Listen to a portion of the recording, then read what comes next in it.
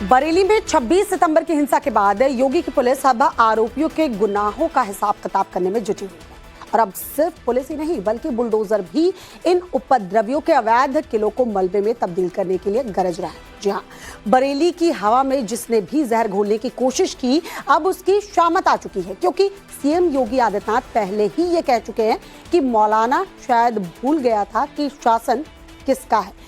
बरेली में अभी यही बताने की कोशिश भी की जा रही है। इसी से जुड़ी एक बड़ी खबर आपको बताते हैं। बरेली में आज भी बाबा का बुलडोजर जो है गरजने वाला है। बरेली हिंसा के आरोपियों के ठिकाने जमींदोज किए जाने हैं।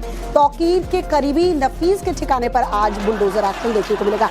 दरअसल लगातार बुलडोजर कार्रवाई चल रही है। जो भी आरोपी पकड़े गए हैं उनके अवैध कब्जों को जमींदोज किया जा रहा है। तौकीर के जितने करीबी अभी तक अरेस्ट हुए हैं उनके अवैध कब्जों पर कार्रवाई देखने को मिल रही है। रजा पैलेस बैंकेट हॉल 70% इसका हिस्सा गिराया जा चुका है। आज जो बाकी बचा हिस्सा है उसे जमींदोज किया जाएगा। आरोपियों की धरपकड़ भी तेज कर दी गई है। दरअसल 128 आरोपियों में से 83 आरोपी अभी तक गिरफ्तार किए जा चुके हैं।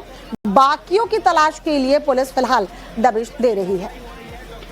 अभिषेक हमारे सहयोगी इस वक्त बरेली से हमारे साथ जुड़े हुए हैं, उनका रुख कर लेते हैं। अभिषेक, आज भी बुलडोजर एक्शन देखने को मिलेगा। लगातार हम देख रहे हैं कि कैसे जो भी करीबी हैं तौकीर रजा के, जो आरोपी हैं, उनके अवैध कब्जे पर यह कार्रवाई चल रही है। जरा बताइए कि अभी तक की डिटेल क्या है, कितने आरोपी पकड़ लिए गए हैं और कितनों के लिए दबिश दी जा रही है, साथ ही साथ आज कहां-कहां बुलडोजर एक्शन होना है।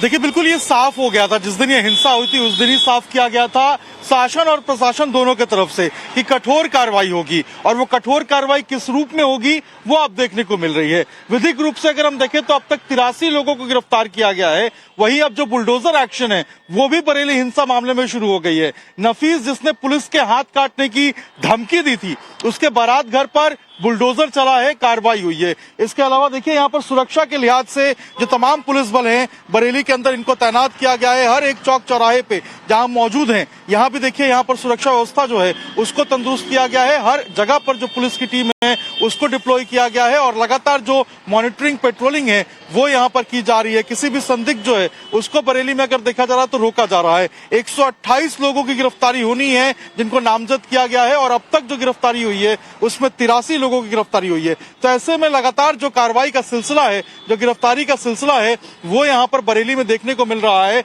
और जो बुलडोजर एक्शन है वो लगातार जो है वो बरेली के अंदर अब देखने को मिल रहा है। कल भी हमने देखा था कि सलानी मार्केट जो है वहां पर एक्शन हुआ था। इसके अलावा हमने देखा कि कल जो नफीस का बारात घर था वहां एक्शन हुआ था। ऐसे तमाम जगह जिसको चिन्हित किया गया है जो अवैध रूप से चल रहे हैं या फिर इन आरोपियों ने उस पर कब्जा करके जो है वहां पर कुछ बनाया हुआ है, इमारत बनाई हुई है, ऐसे तमाम जगहों को बरेली प्रशासन जो है उसने चिन्हित किया है और वो लगातार जो कार्रवाई है वो यहाँ पर करते हुए बरेली के अंदर जो है वो नजर आ रही है। तो आज भी बुलडोजर एक्शन देखने को मिलेगा। कई सारी जगह जो है उनको चिन्हित किया गया है, कई सारे मार्केट चिन्हित किए गए हैं। कल जिस जगह पर यह पूरा एक्शन हुआ था, जिस सलानी मार्केट में यह एक्शन हुआ था, आप देखिए उस मार्केट के यहाँ देखिए यहाँ पर जिस तरीके से जो पुलिस की टीम है ये देखिए यहाँ पर पूछताछ कर रही है, यहाँ पर तमाम लोगों को देख रही है अंदर कौन कौन मौजूद है। इसी तरीके से बाहर से जो भी गाड़ियां आ रही है उन सभी गाड़ियों को चेक किया जाता है, देखा जाता है।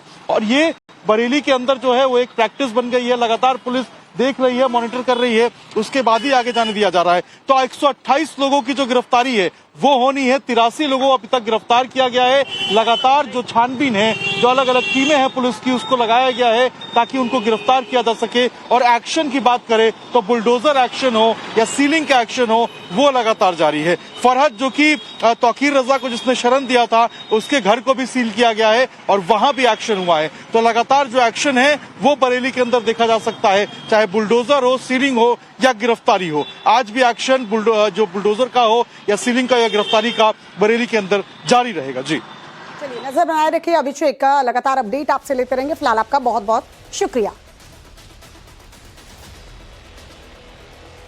बरेली में बुलडोजर एक्शन आज भी नॉनस्टॉप चलने वाला है। मौलाना तौकीर रजा पर एक्शन के बाद उसके राइट हैंड और लेफ्ट हैंड कहे जाने वाले नदीम और नफीस पर कार्रवाई हुई है। नफीस के रजा पैलेस बैंकेट हॉल पर कल बुलडोजर एक्शन देखने को मिला। वहीं तौकीर को शरण देने वाले फरहत के घर को सील किया गया है। साफ है कि सबके गुनाहों का हिसाब होना है। बाबा का बुलडोजर सबकी खबर लेगा। सवाल ये भी कि क्या यूपी में 2027 की बिसात बिछनी शुरू हो गई है? क्या बरेली सिर्फ शुरुआत है?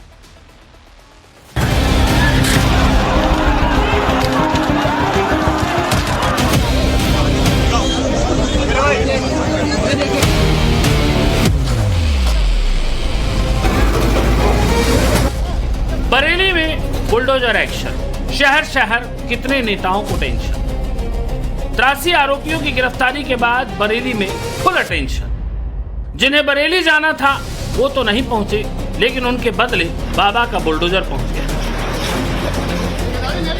जिन लोगों ने बरेली को मुद्दा बनाकर वोट बैंक का किला खड़ा करने की एक योजना बनाई, वो ताश के पत्तों की तरह भरभरा कर गिर गए। पानी इलाके में हम मौजूद हैं। यहाँ अगर आप देखेंगे तो जो दुकानों के बाहर जो अतिक्रमण किया हुआ था, इन सबों को जो प्रशासन का बुलडोजर है वो चलता हुआ आपको नजर आएगा। और ये वही इलाका है जहाँ पर हिंसा भी हुई थी। सलानी का वो इलाका है, इसके आगे एक इंटर कॉलेज है और वहीं से जो है वो पत्थरबाजी की घटना जो है उसको अंजाम दिया गया था। और अब देखिए, अब यहाँ इस मार्केट में जो बुलडोजर एक्शन है वो आपको देखने को मिलेगा। यहाँ पर तमाम तरीके से जो अधिकारी हैं वो मौजूद हैं, बुलडोजर यहाँ पर मौजूद है। और यहाँ पर देखिए, जो आगे शेड बने हुए थे, जो ऊपर लोगों ने अवैध रूप से लगा के रखा था, इन सबों को देखिए यहाँ पर तोड़ा जा रहा है। देखिए यहाँ पर जो बाहर एक शेड निकला हुआ था, इस शेड के ऊपर भी कार्रवाई हो रही है। और देखिए इस शेड को यहाँ पर तोड़ा जा रहा है। और ऐसे ही तमाम जो दुकानें हैं जिनके बाहर ये शेड लगे हुए थे या बाहर जो है वो इस तरीके से निकाल कर लोगों ने रखा हुआ था, अपने जगह को घिरा हुआ था बाहर के एरिया को, वहां पर ये जो बुलडोजर एक्शन है वो देखने को मिल रहा है। और बरेली में फिर गरजा बुलडोजर। एक बार फिर मौलाना की मिल्कियत में ये बुलडोजर एक्शन भूकंप बनकर आया। एक बार फिर तौकीर रजा की सजा उसके करीबियों पर कहर बनकर टूटी। ये बुलडोजर एक्शन तौकीर रजा के राइट हैंड कहे जाने वाले नसीम के अवैध बारात घर पर हुई। वही नसीफ जिसने तौकीर के सुर में सुर मिलाते हुए पुलिस का हाथ काटने की धमकी दे डाली, लेकिन इस बुलडोजर ने नफीस के गुरूर को चकनाचूर कर दिया। ये डॉक्टर नफीस का बारात घर बताया जा रहा है। डॉक्टर नफीस जो कि तौकीर का बेहद करीबी है और जिसको पुलिस ने गिरफ्तार किया है, उसको और उसके बेटे को पुलिस ने गिरफ्तार किया है। और अब देखिए ये जो बुलडोजर एक्शन है ये आप देख पा रहे हैं, डॉक्टर नफीस का ये बारात घर है। और यहाँ पर जो है यहाँ पर शादियां होती थी, ये मैरिज हॉल बनाकर रखा था डॉक्टर नफीस ने। और देखिए यहाँ पर अब जो एक्शन है वो यहाँ पर होता हुआ नजर आ रहा है। बरेली प्रशासन ने साफ किया हुआ था, सरकार की तरफ से साफ निर्देश था, जो आरोपी होंगे उनको बख्शा नहीं जाएगा किसी भी तरीके से। और अब देखिए यहाँ पे ताबड़तोड़ एक्शन, बुलडोजर एक्शन देखने को मिल रहा है। पूरा देखेंगे आप, 3 बुलडोजर यहाँ पर लगाया गया है। 3 अगर आप देखेंगे तो यहाँ पर जो जेसीबी है उसको मंगाया गया है और लगातार तेजी के साथ जो तोड़ने की कवायद है वो शुरू की जा रही है। पहले जो मेन एंट्रेंस था, बाहर का जो एरिया था उसको तोड़ा गया और उसके बाद अंदर का जो हिस्सा है, जो यहाँ पर बाउंड्रीज बनाई गई थी, जो रेलिंग्स बनाई गई थी, इनके ऊपर जो कार्रवाई है वो होता हुआ आपको नजर आएगा। बरेली में जो हुआ वो डायरेक्ट मैसेज है। मैसेज ये कि कानून से ऊपर कोई नहीं, चाहे वो कोई भी हो, किसी भी पार्टी का हो, किसी भी मजहब का हो। अगर अवैध निर्माण है तो उसका गिरना तय है। यही काम बरेली में हो रहा है। बाबा की पुलिस बरेली में ट्रिपल एक्शन मोड में है। पहला एक्शन उपद्रवियों के खिलाफ हो रहा है। दूसरा एक्शन बरेली के बाजार में हुआ, जहां बुलडोजर चलाकर वार्निंग दी गई। तीसरा एक्शन डॉक्टर नफीस के बारात घर पर हुआ। बरेली के डॉक्टर नफीस के बारात घर पर बुलडोजर एक्शन के वक्त भारी तादाद में योगी की खाकी फोर्स तैनात थी। बुलडोजर के पीले पंजे में आया ये उसी डॉक्टर नफीस का अवैध बारात घर है जिसने पुलिस के हाथ काट लेने की धमकी दी। अरे मैंने अभी इंस्पेक्टरों के बाद गिरानी बंद देंगे आप। मैंने कहा अगर करा दिया हाथ काट लूंगा, बंदी।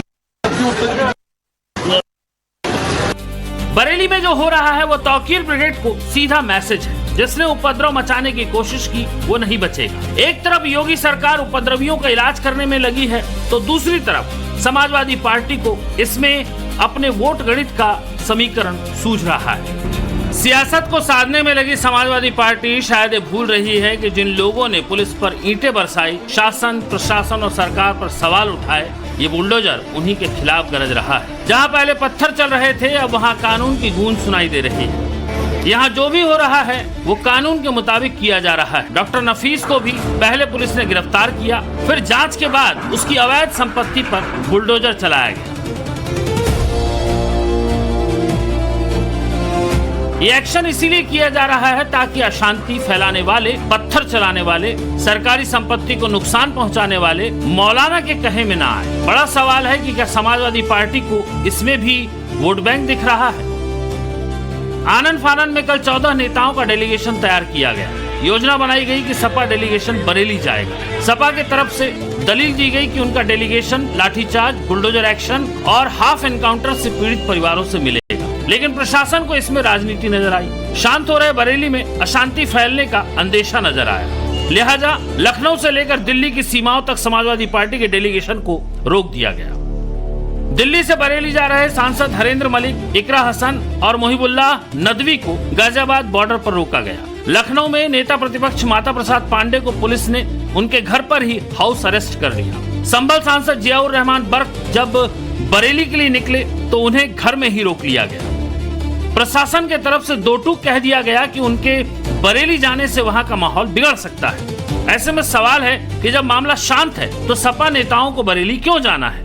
यही वजह है कि जब पुलिस ने उन्हें बरेली जाने से रोक दिया तो आरोपों की बम्बार्डिंग शुरू हो गई।